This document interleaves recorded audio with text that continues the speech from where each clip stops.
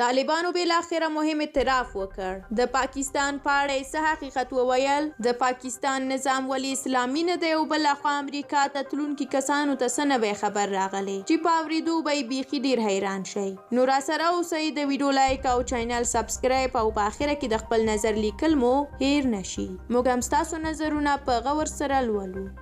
د طالبانو د حکومت ویان ذبیح الله مجاهد وایي چې په پاکستان کې اوسنی سیاسي چوکاټ د اسلامي نظام استازیتوب نه کوي. هغه ویلي دي چې پاکستان کې اوس هم ټاکل شوی پردی نظام چلیږي.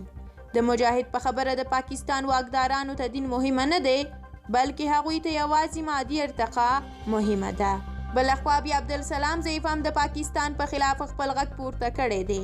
هغه ویلي دي چې پاکستان باندې باور نشي کېدلی. پاکستان هیڅ د باور وړ نه دی. او دوم خبر هم دا دی چې امریکا د بشر دوستانه ویزو لپاره شرایط سخت کړي دي. ښایي د امریکا د بشر دوستانه ویزو لپاره د زرګونو افغانانو غوښتنلیکونه رد شي. ځینو امریکایي استازو ویلي دي چې د امریکا د بهرنیو چارو وزارت د بشر دوستانه ویزو برخې د غوښتنلیکونو د منلو لپاره شرایط سخت کړي دي چې له همدې امله ښایي د زرګونو افغانانو غوښتنلیکونه ونه منل شي.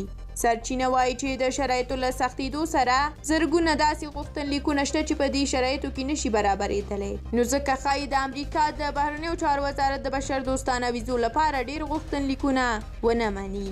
سرچینې کاږي چې دمګړۍ شاوخوا 1.5 افغانانو د بشر دوستانه ویزو لپاره په امریکا کې غوښتنلیکونه سپارلي دي. خو تر څو اونیو مخکې یوازې 100 کسه افغانان دې ویزو ته په شرایطو برابر ګڼل شوي دي. د امریکا د بهرنیو چارو وزارت وایي چې په دې اړه د لا ډېرو غوښتنلیکونو ارزونه روانه ده. درنو لیدونکو، ډېره زیاته مننه کوم چې دغه ویډیو مو تر دې دمه ولیده. تاسو اوس کولی شئ د دغه دوو خبرونو په اړه خپل نظریات راسره د کومنټ په برخه کې شریک کړئ، او لکه څنګه چې مې په لومړي سر کې ویلي وو، ستاسو نظرونه موږ په غور سره لولو. تر بیا الله مو مل شه.